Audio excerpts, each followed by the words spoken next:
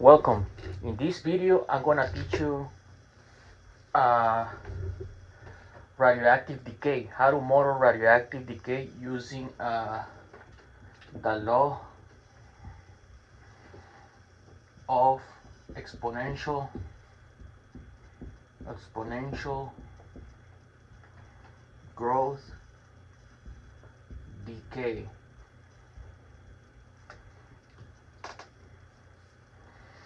So let's say we have a plutonium.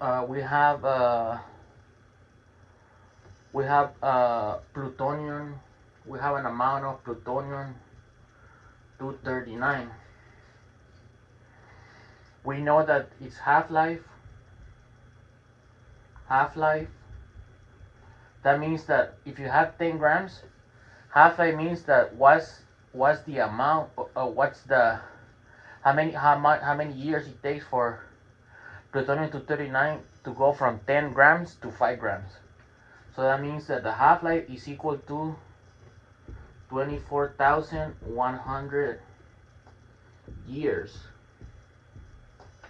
So that means that for any amount of plutonium 239, it will take 24,100 years to go from 100% to 50% of the initial amount.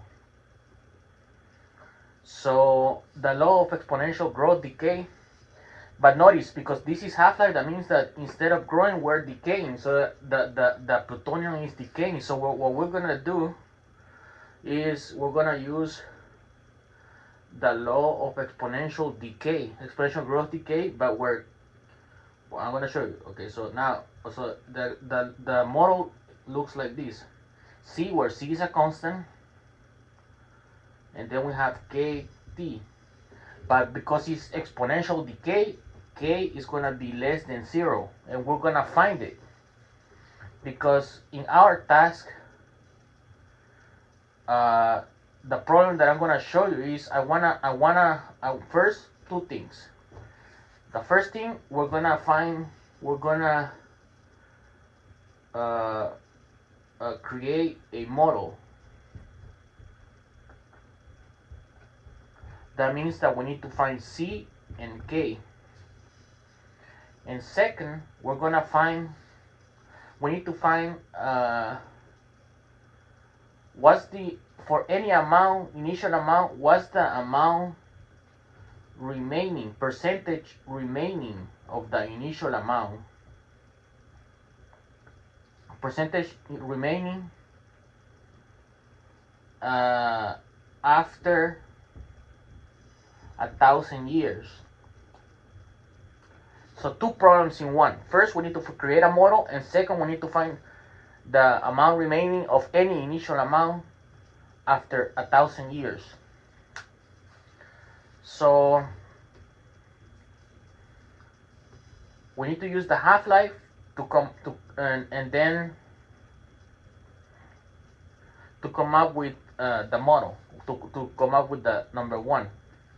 Once we have the model, we're gonna find the percentage remaining. Okay, so let's start.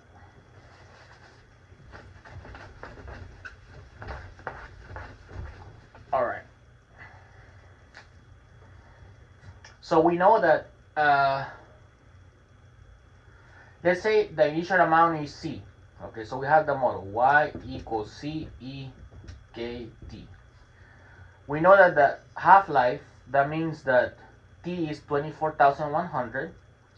We know that the initial amount is C. So what's after 24,100 years is 1/2 C is equal to C E K, and then T is equal to 24,100 years. Notice for this problem to find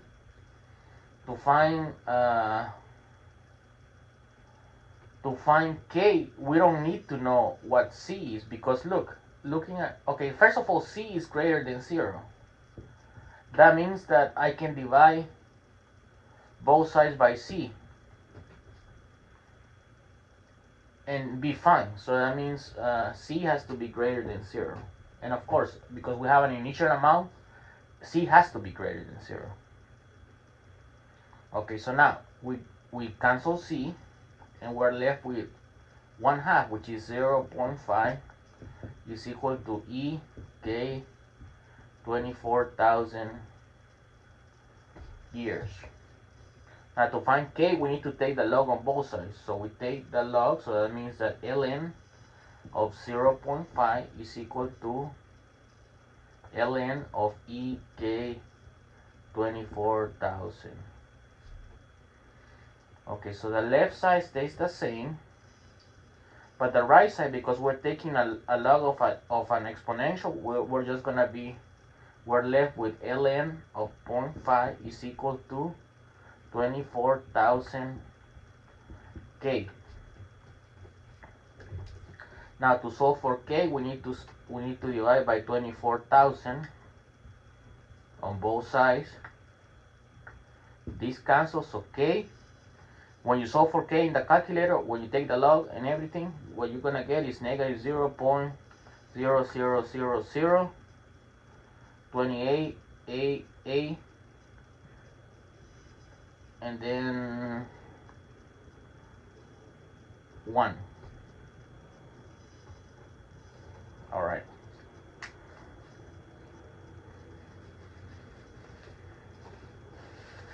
Okay, so let's keep that K handy.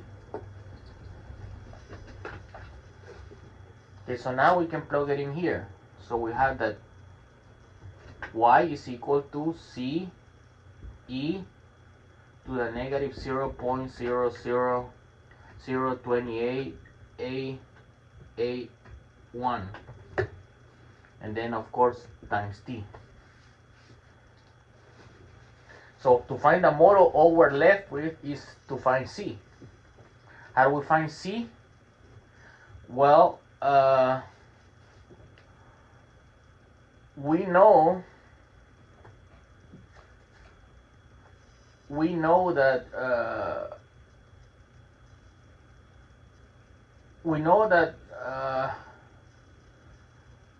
the initial amount is always given. So one way is, in order to find C, we would need to know another condition. We would need to know another initial condition, or another condition. For example,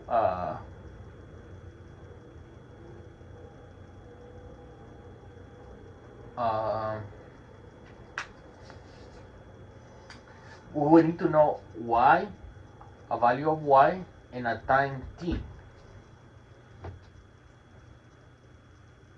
in order to solve for C. So like I said, we needed, I asked you that we would need to know C in order for the model, but we can avoid that actually to find number 2. So this is the model, and then the initial condition to find C, we would need to know a future amount and the time that it took to get to that amount. But we don't have that. We don't have that right now, so we don't need to do it. So for number 1, at this point, I wanted to teach you that you need to know that. In other words, and you would need to plug it in and find C. So in other words, you would need to do something like this. You would need to do C has to be equal to y over E. Of course, K we have it, so it's like that, negative 0.0008881. So to find C, we would only need to know, we would need to know y and t, but we don't have it right now. So we don't. But this is how you will find it, and then you plug it in here. You will have a complete model. But we don't require to do number 2 or for this video. And usually the initial amount it may be given for most problems.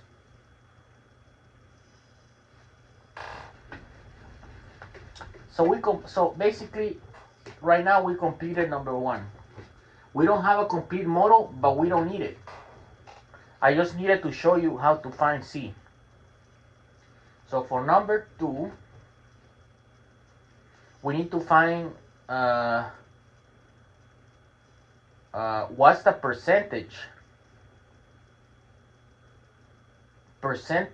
of any initial now. So percentage of any. So here we're in general, okay? So we don't need to find C.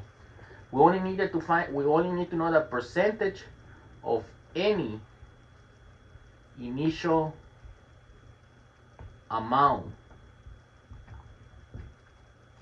of plutonium 239 remaining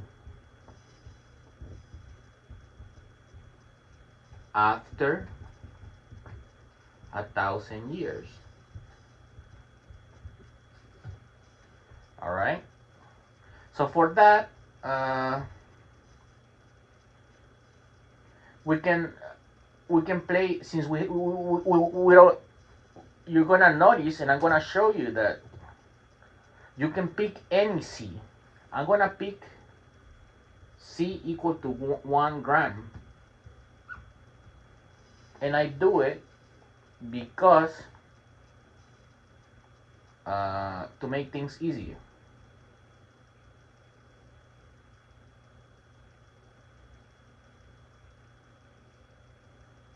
Okay.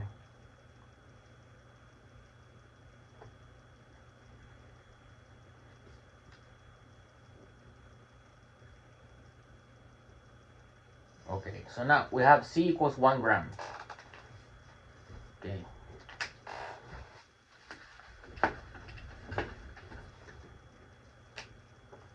C equals 1 gram. Okay, so now Y, we can plug it into the model. Y equals 1 times e to the negative 0.0008881, and then the t in this case is going to be 1,000. Reason why I chose 1 is because 1 is like a whole. It's easier to find it like that.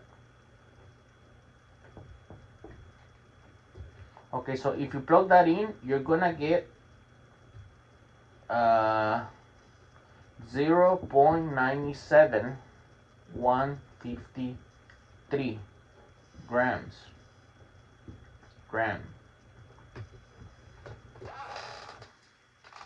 All right, so in 1,000 years, we went from 1 gram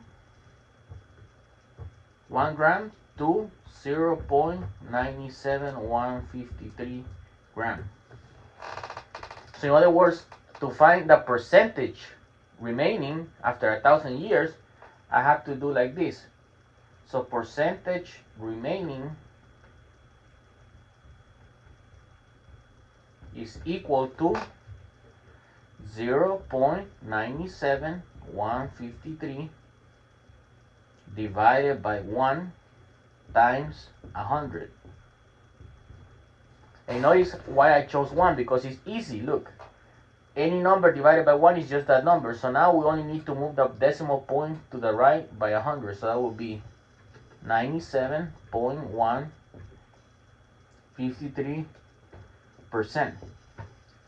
So the remaining after 1,000 years that went by is 97%. About 97%.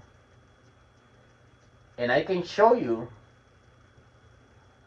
and you can verify that if you use this formula, for example, you start with, let's say 10 grams. 10 grams.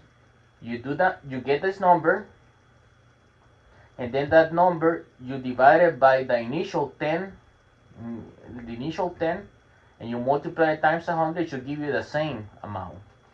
So no, because you chose 1 gram, it's easy to do it, but you don't need to do 1 gram. You could choose any gram, but as long as you follow this So 1 gram. This is 1, the original amount. If you use this formula, you will get the same answer. So thank you very much. Don't forget to subscribe, please. Thank you.